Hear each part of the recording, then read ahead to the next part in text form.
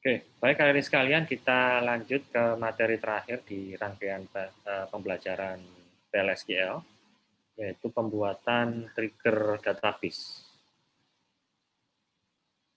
Nah, apakah itu trigger? Ya, trigger adalah sebuah blok PLSQL, jadi kita menggunakan bahasa PLSQL yang kita pelajari sebelumnya, yang terhubung dengan tabel, view, skema, atau database. Ya, jadi dia yang langsung terhubung ke dalam sebuah tabel, view, skema, atau database. Kemudian eksekusi secara implisit, kapanpun ketika sebuah event diberikan. Jadi eksekusinya itu tidak perlu Anda panggil. Gitu ya. Implisit itu kan tidak perlu didefinisikan ya cara pemanggilannya. Jadi eksekusinya itu otomatis ketika ada sebuah pemicunya. Nah, eksekusi dapat berjalan baik dari sisi aplikasi ataupun dari database. Nah, bagaimana kita mendesain trigger? Ya, tujuannya mendesain trigger adalah menjalankan aksi yang berelasi, lalu pemusatan operasi global. Kemudian, kapan kita tidak menggunakan trigger? Jadi, yang pertama adalah duplikasi dengan trigger yang lain. Jadi, kalau ada trigger yang sama pada tabel yang sama atau pada objek database yang sama, itu tidak bisa dibuat trigger. Kemudian, fungsionalitas siap dibangun ke dalam server Oracle. Kemudian, membuat store prosedur dan memanggilnya dalam sebuah trigger jika kode PLSQL sangat panjang. Jadi yang pertama adalah Anda bisa membuat program sederhana di PLSQL, tetapi Anda kalau misalnya ada rangkaian program yang butuh function, butuh prosedur, PLSQL ya bisa Anda panggil dalam sebuah trigger tersebut. Namun penggunaan trigger yang sangat banyak ya, itu juga akan menyulitkan dalam maintenance pada proyek yang besar.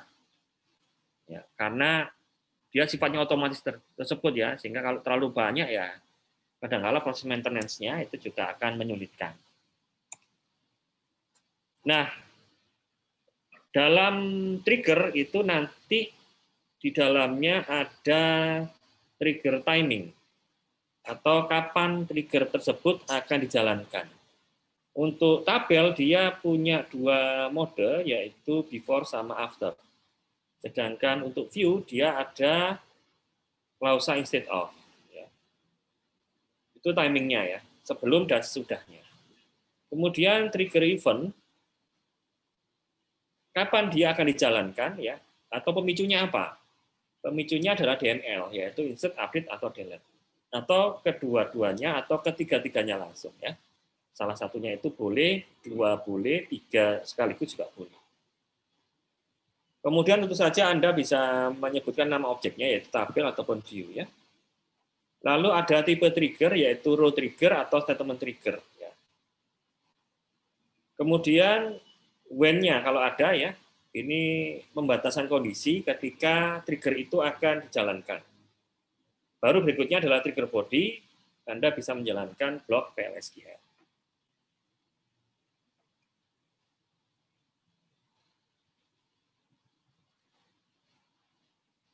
Oke.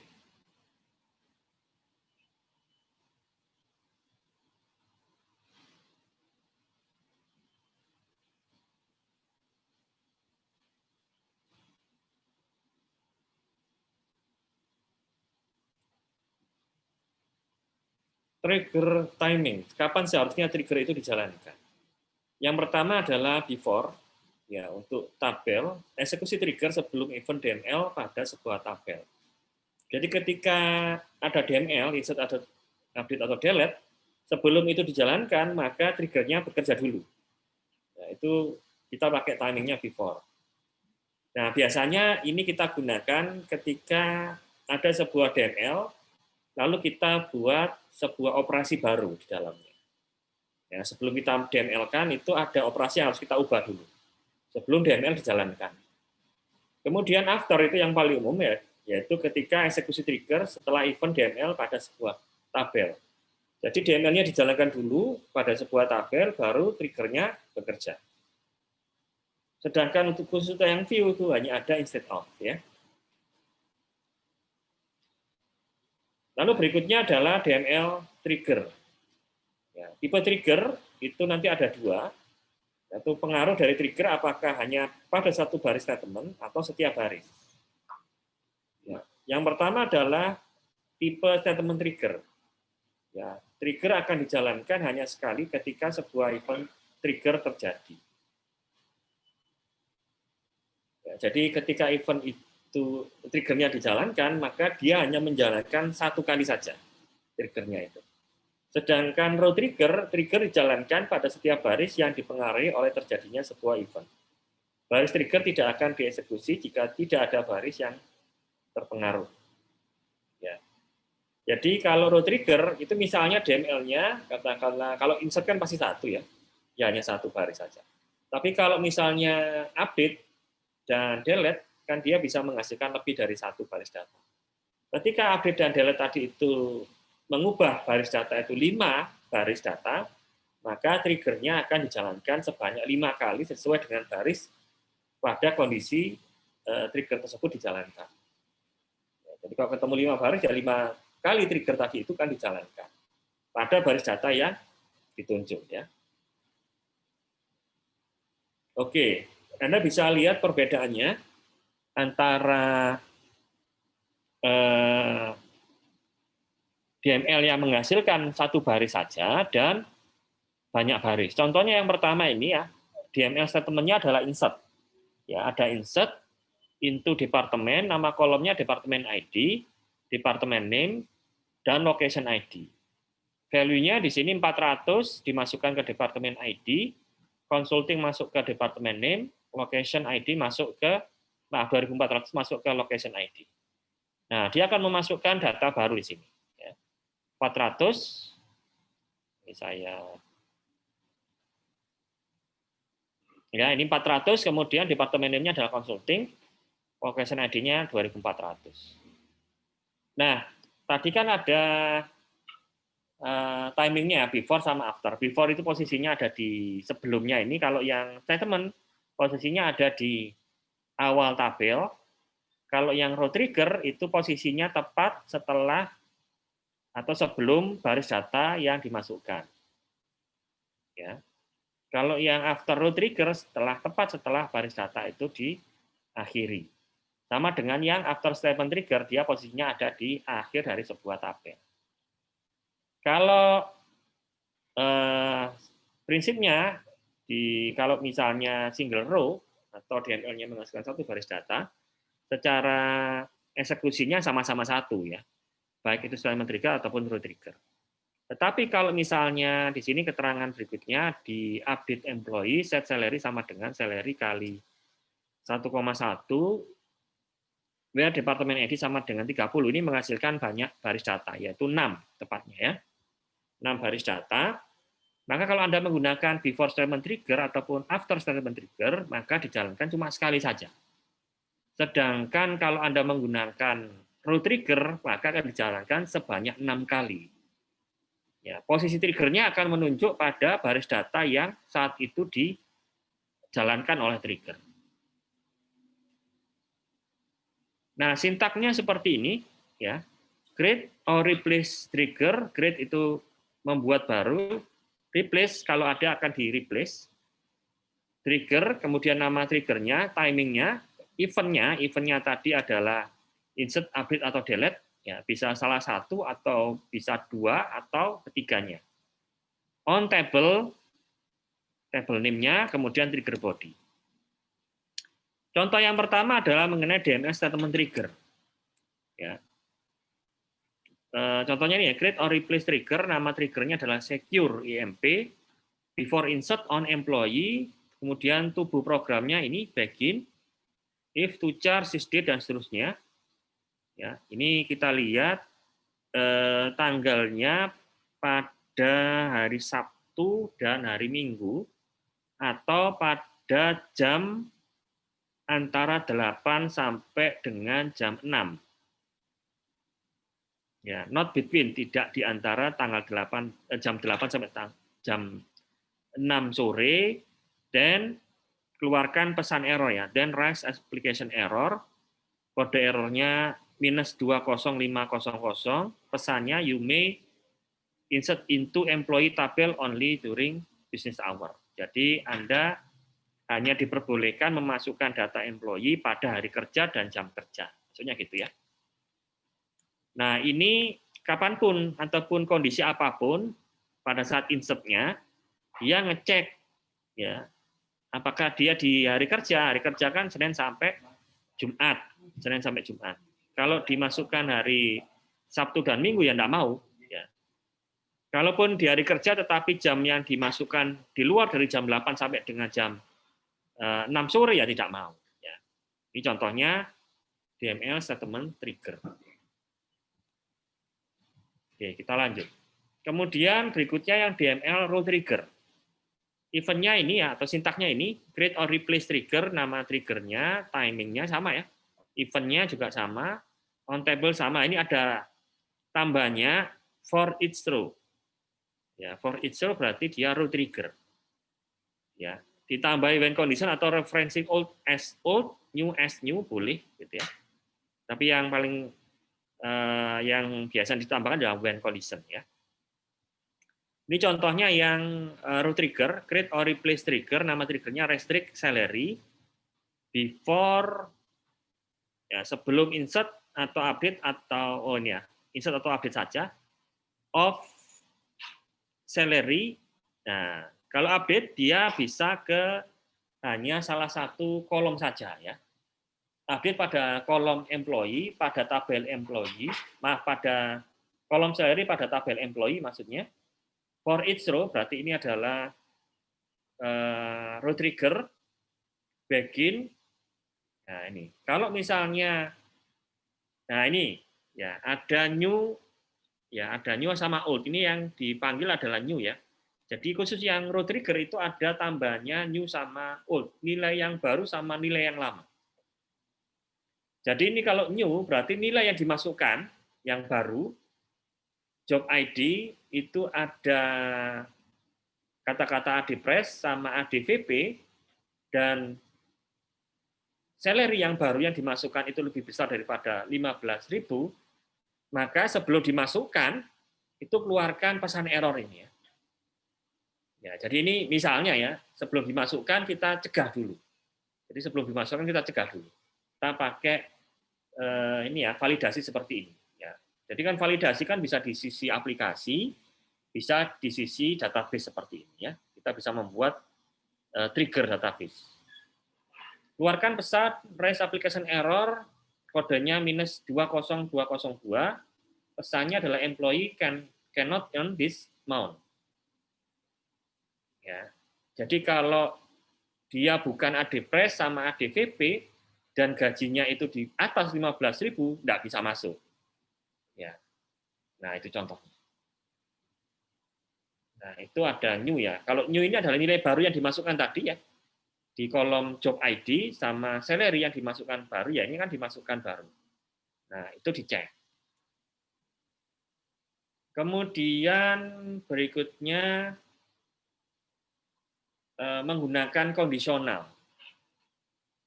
Ya, kondisional yang tadi statement trigger.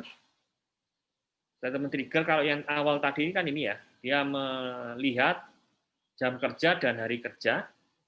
Kemudian berikutnya itu ditambahi if condition ya. Kita bisa ngecek ya, tadi before-nya ditambahi insert atau update atau delete.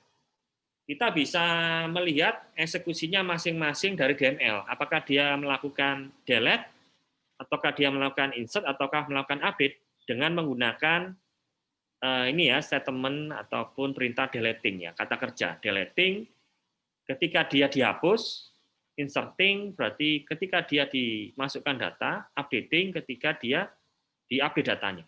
Ya, ada kata kerjanya ing ya. Contohnya dia if deleting berarti user menggunakan perintah DML delete, maka keluarkan pesan itu ya. You may delete from employee table only during business hour. Kemudian user suatu saat melakukan perintah insert, maka kita deteksinya adalah if inserting. Ya, if inserting. Kalau updating juga begitu, kita bisa melihat di situ updatingnya contohnya hanya salary saja. Ya, kita bisa deteksi yang kolom yang lain juga bisa, atau gabungan pakai koma saja, salary, koma, misalnya employee name, dan seterusnya ya. Else, di situ keluarkan pesan yang lain. Nah, ini menggunakan conditional contoh. Nah, berikutnya adalah kualifikasi old dan new pada row trigger. Ya, ini ada contoh, ya, ada contoh. Jadi ketika ini ada trigger yang menambahkan pada tabel employee, nama triggernya adalah audit EMP value. Jadi intinya pinginnya ketika ada proses DML pada tabel employee itu kita menyimpan lognya atau kita menyimpan loggernya. Nah, itu disimpan di tabel namanya tabel audit EMP table. Nah, yang dimasukkan di sini Anda bisa lihat ada old, ada new. Ya. Kalau old itu yang ada, yang nilai old pada row trigger yang ada itu hanya pada perintah apa? Perintah update. Update itu kan ada perintah atau ada data yang lama, ada data yang baru kan update ya. Karena kan dia mengubah, berarti pasti ada data yang lama dan data yang baru. Kalau insert bagaimana? Insert itu tidak punya data yang lama, karena dia memasukkan data baru. Maka yang hanya ada adalah dia punya hanya data baru saja, new saja. Sedangkan delete itu tidak memasukkan data, tapi menghapus. Berarti yang ada adalah nilai old-nya. New-nya dia nggak punya. Ya, seperti itu. Contohnya ini ya, insert into audit EMP table, kita bisa lihat ID-nya dimasukkan di sini old employee ID. Jadi ID yang masuk di sini di kolom ID di tabel audit EMP table itu ngambil dari nilai lama dari kolom employee ID. Sedangkan yang new last name, contohnya yang new last name, dia akan memasukkan data yang baru pada kolom last name. Nah, kita bisa perhatikan di sini ada dua perintah yang dilakukan oleh user, yaitu insert into employee dan update employee. Yang pertama adalah insert into employee. Kolomnya employee ID, last name, job ID, salary. Nah, nilainya nilai baru semua tentunya ya. 99 tem IMP di last name, SRF di job ID, dan salary-nya adalah 1000. Nah, ini apakah masuk di row trigger yang di atas? Ya masuk, karena di sini kita pasangkan juga dia insert. Ya, insert, begitu insert, nah trigger ini bekerja. Dia akan memasukkan ke data ke tabel audit EMP table. Username itu diisi apa? Username diisi dengan nama usernya. Ya. Nama usernya. Nama usernya ini di PLSQL, kemudian berikutnya adalah timestamp diisi sysdate, old, employee ID, karena dia insert nggak punya nilai old. Ya, last name juga nggak punya. Ya, last name juga nggak punya. Kemudian old title juga nggak punya. Yang ada adalah new title. New title di situ adalah SRF. Ya, ini ya. SRF, kemudian old salary nggak ada, kemudian new salary-nya baru ada 1000. Ya. Begitupun juga dengan update employee. Ya. Berarti yang lama adalah nilai salary yang lama, ya, kemudian ID yang lama, last name yang lama itu baru ada, ya, dan nilai barunya juga ada. Nah, itu perbedaannya antara old dan new, ya, yang hanya bisa Anda pakai pada klausa pada tipe trigger row, ya, atau row trigger. Kemudian kita juga bisa menggunakan klausa when pada row trigger. Jadi yang bisa dijalankan pada row trigger ini itu adalah new job ID-nya sama dengan SRF. Baru triggernya jalan. Selama new job ID-nya bukan SRF, maka triggernya tidak bisa dijalankan. Nah, itu ada kondisionalnya ya, Anda bisa tambahkan di dalam row trigger. Pada klausa when, penggunaan old dan new qualifier tidak dengan prefix .2. Untuk menggunakan new qualifier, gunakan before row trigger. Jika timing before pada trigger di atas diganti dengan after, maka yang terjadi terdapat kesalahan. Ya, jadi kalau Anda menggunakan klausa when, ya gunakan kalau dia pakai new ya, when-nya itu pakai new, ya. Selama tidak pakai new ya bisa Anda gunakan di after. Tapi kalau new maka gunakan di before, ya. Kemudian berikutnya perbandingan antara trigger dengan prosedur. Ya. Trigger ini definisinya dengan menggunakan create trigger. Kalau prosedur sintaknya adalah dengan menggunakan create prosedur. Saya kira sudah jelas. Kemudian data dictionary-nya, kalau Anda ingin nge-list data dictionary-nya, Anda select bintang from user triggers. Itu akan muncul semua daftar trigger yang sudah Anda buat. Ya. Kalau yang prosedur itu pakai user source. Ya. Kemudian pemanggilan secara implisit, ya tidak dapat menggunakan commit sama save point dan rollback. Itu trigger itu langsung dia auto commit. Ya. Sedangkan prosedur itu pemanggilan secara eksplisit harus dipanggil ya, sama dengan function. Dapat menggunakan commit, save point, dan rollback. Ya, itu prosedur. Nah, kemudian untuk mengelola trigger, Anda bisa mengubah triggernya dengan menggunakan alter ataupun Anda drop juga bisa ya. Trigger sendiri ketika Anda sudah create itu bisa di-enable ataupun di-disable. Artinya Anda ingin menghentikan sementara triggernya tinggal di-disable saja, itu bisa. Caranya di alter tabel name, disable, enable all triggers misalnya. Atau disable nama triggernya ya dan seterusnya. Oke, dari sini ada yang ditanyakan, silakan adik sekalian.